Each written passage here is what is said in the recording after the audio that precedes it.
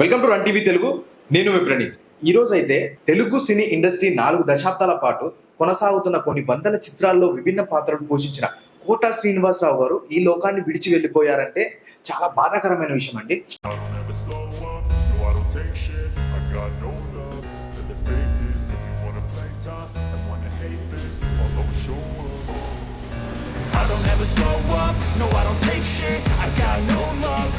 దాదాపుగా కోట శ్రీనివాస్ గారు అయితే 83 ఏళ్ల వయసుతో కొంతకాలంగా వయాభారంతో బాధపడుతున్నట్టు సంగతి తెలిసిందే. దీంతో పూర్తిగా సినిమాలకైతే గుడ్ బై చెప్పినట్లు మనకు తెలుస్తుంది. అలాగే ఇంటికి పరిమితం అయ్యారని కూడా తెలిసింది.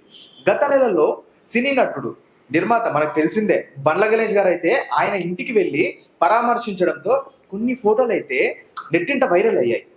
బక్క చిక్కిపోయినట్లు, అలాగే కాలికి దెబ్బ తగిలినట్టు, బ్యాండేజ్ చుట్టినట్లు ఇలాంటివి అయితే ఫోటోలు అయితే మనకి క్లియర్ గా అయితే కనిపించాయి. అప్పుడైతే కోట శ్రీనివాస్ గారు ఇచ్చిన సమాధానం ఏంటంటే, ఎవరు కంగారు పడిన అవసరం అయితే లేదు, నా ఆరోగ్యం చాలా బాగుంది, నాకైతే ఇబ్బంది ఏం లేదు.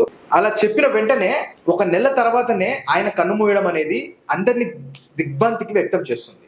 సినీ రాజకీయ ప్రముఖులతో పాటు సామాన్యులు సైతం కోట శ్రీనివాస్ గారి మరణంపై విచారణ వ్యక్తం చేస్తూ చాలా బాధపడుతున్నట్లు అందరూ ట్విట్టర్ లో, ఇన్స్టాగ్రామ్స్ లో, ఫేస్బుక్ లో రీల్స్ అయితే పెడుతున్నారు. నిజంగా కోట శ్రీనివాస్ గారు అయితే తన సినీ జర్నీలో అయితే చాలా ముఖ్య పాత్రలు అయితే పోషించాడు. ముఖ్యంగా చూసుకున్నట్లయితే ఆడవారి మాటలకు అర్థాలే వేరులే సినిమాలో అయితే నాన్నగారి పాత్ర అయితే పోషించి అనేక అభిమానుల గుండెలను అయితే కొల్లగొట్టారు. ఇంకా చూసుకున్నట్టయితే బొమ్మరిల్లులో అయితే హాసిని నాన్న క్యారెక్టర్ చాలా అల్టిమేట్ అని చెప్పొచ్చు. జెనిలియా వాళ్ళ ఫాదర్ గా యాక్ట్ చేయడం అయితే చాలా హార్ట్ఫుల్ గా టచింగ్ అయితే అనిపిస్తుంది. ఇలా మనం చూసుకున్నట్లయితే ఆయన చేసిన పాత్రలు 4 దశాబ్దాలుగా, అంటే 1, 2, 3 కాదు, పిల్లల తరాల వరకు అయితే మనం చూసుకుంటూ వచ్చాము. ఇప్పుడు ఆయన ఈ లోకంలో లేడు అనే బాధ మనకు తెలియడం అయితే చాలా బాధ అయితే కలిగిస్తుంది. సో ఇలాంటి గొప్ప నటుడిని పోగొట్టుకున్నామంటే చాలా బాధాకరమైన విషయము. ఆయన జీవితాంతం చాలా సంతోషంగా అందరినీ అలరిస్తూ, నవ్విస్తూ, అందరితో చాలా బాగా ఉంటూ అందరినీ ముందుకు నడిపించిన వ్యక్తిగా సమాజంలో అయితే మంచి పేరుతో ఆయన ఉంది. ఇలాంటి ఒక గొప్ప వ్యక్తి మరణించడం అనేది చాలా బాధకైతే గురి చేస్తుంది సినీ నటులకు, అలాగే సినీ పరిశ్రమలో పనిచేసే ప్రతి ఒక్కరికి చాలా బాధ అయితే కలిగిస్తుంది. ప్రతి ఒక్కరు అయితే ఈ రోజు వాళ్ళ ఇంటి దగ్గరికి వెళ్ళైతే ఆయనను చూసి ప్రగాఢ సానుభూతిని అయితే తెలుపుతున్నారు.